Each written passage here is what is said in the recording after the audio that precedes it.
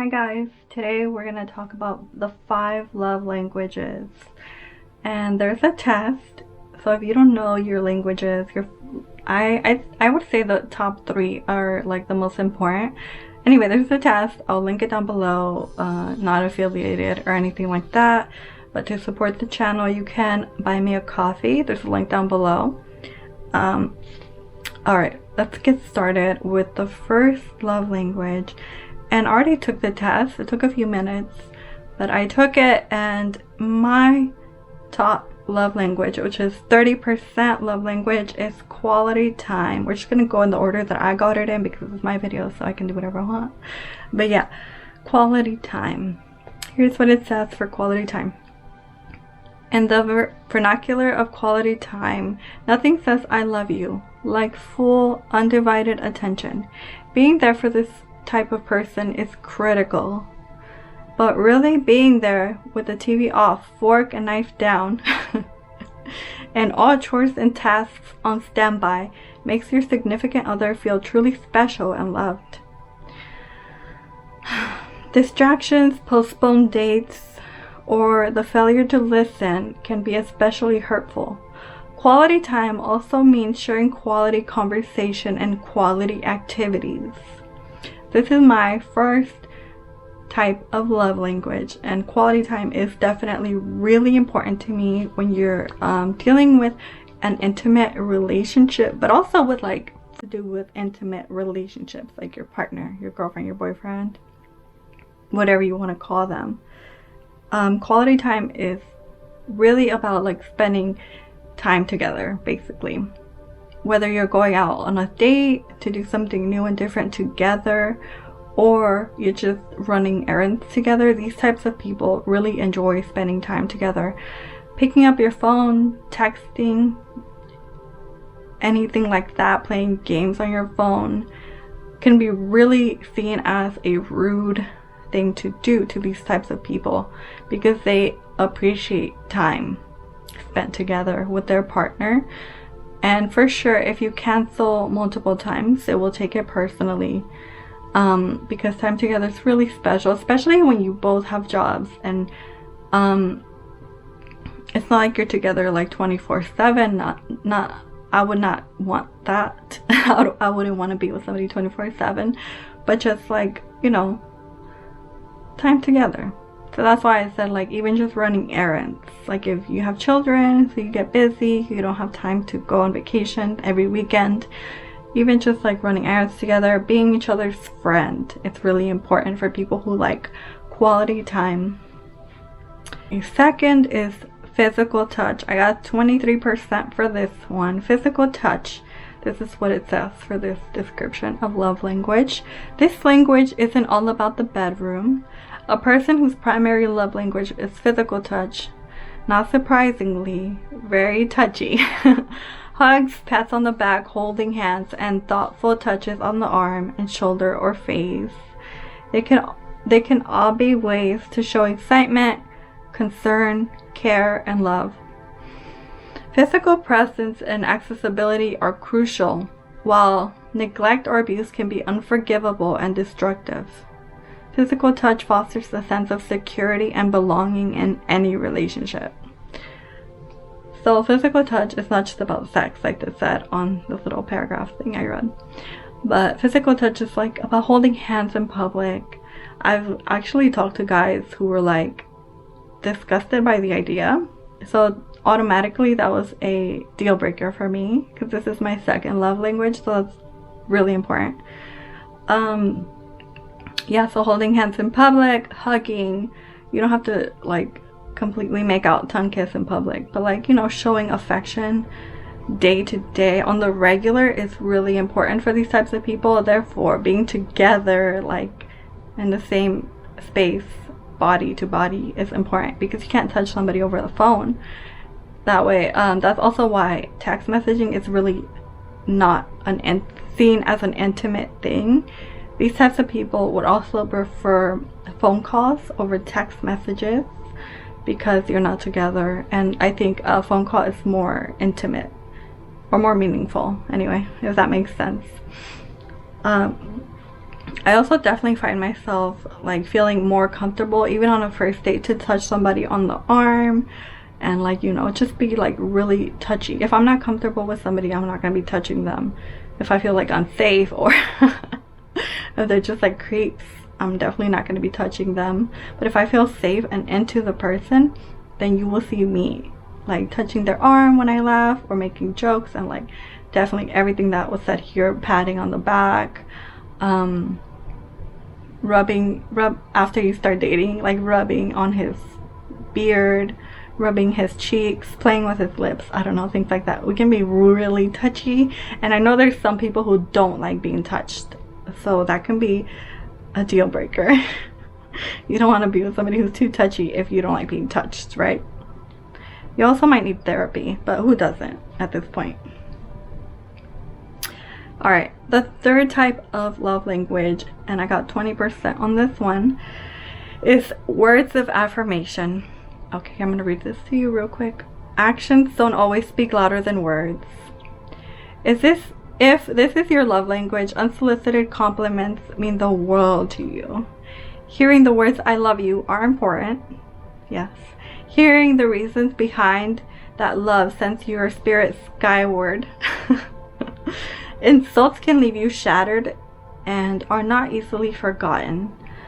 Kind, encouraging, and positive words are truly life-giving for these people. Words of affirmation.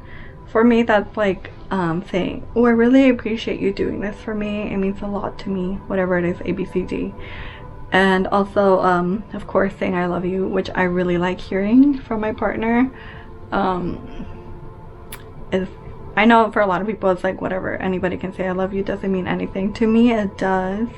To people who like hearing positive words from their partner, like loving messages, "I was thinking about you," when they're at work, you know, like, "Hey, you want to do this?" Making plans together, surprise roses, surprise chocolates, like any like little things with messages on them, especially saying that they appreciate what you do for them, you know, just like positive, lots of positive feedback is what these people like. And yeah, if you criticize them a lot, which I tend to do because I'm a Virgo, so I do criticize my partner, they're not very likely to forget that.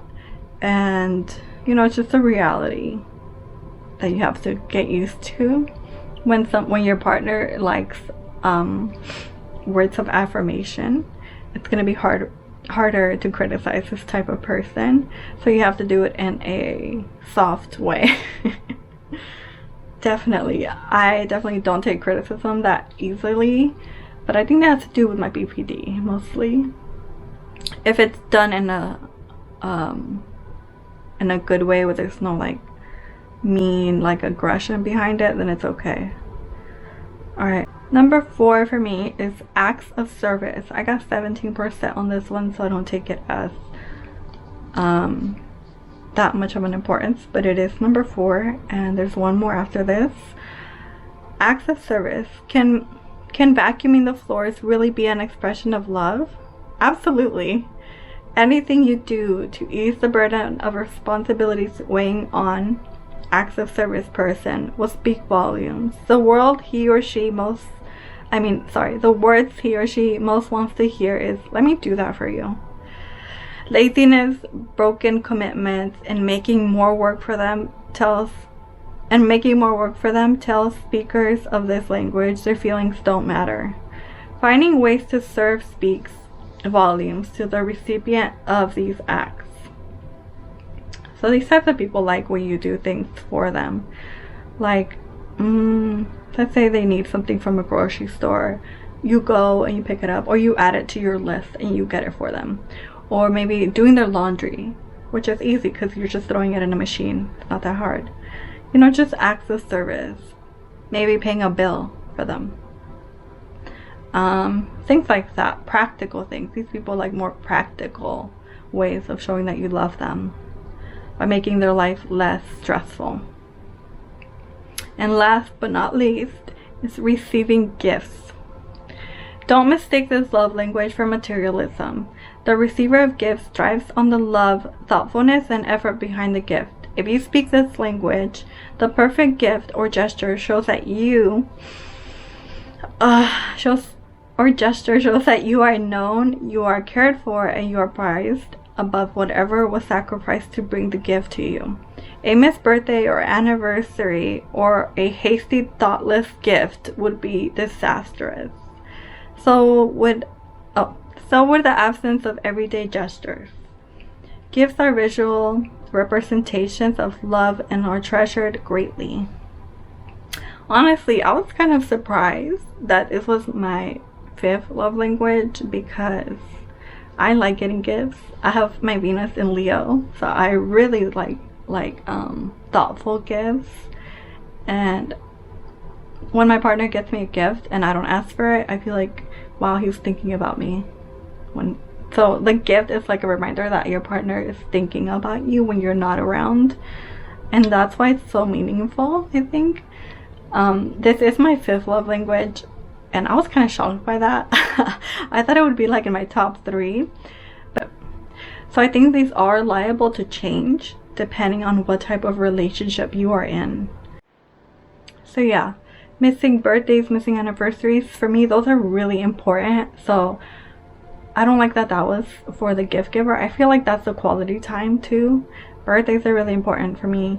Anniversaries are important for me. Holidays are important for me. I think those are like quality time. I don't know why they were put with the gift, receiving gifts language. I feel like that's more quality time in my opinion. Let me know if you take the test. Let me know what you get. It's very interesting. Like I said, I think you could have multiple love languages, which I do. I pick and choose what works for me, what doesn't work for me. For me, quality time and intimacy and gifts really speak to me. But mostly like keeping your commitment is really important. Consistent people are really important for me. Keeping dates, being there for special occasions like birthdays, anniversaries, holidays are really important to me. I think that's just because how I was raised. I know some people were not raised celebrating everything, but I was, so it's important to me. And anyway, yeah, I hope that helps. Be sure that you know your love language and that you are upfront about it with your partner, and hopefully if they really care, they will feed you more of what you are yearning for, whatever your love language may be. Yeah, I think the right person would compromise, right? If you love somebody, you compromise. You move things around in your life to make them more of a priority, especially if they need to spend more time with you, or they want more words of affirmation, or they want to be more close to you so they can hug you and kiss you, hold hands. All of that I feel like makes the connection stronger, not just sex and like money and like gifts, which can also be good, but a little bit more shallow. Anyway, that's just my opinion. Let me know what you think. Let me know what your love language is, and if you believe that you have multiple love languages, which I do.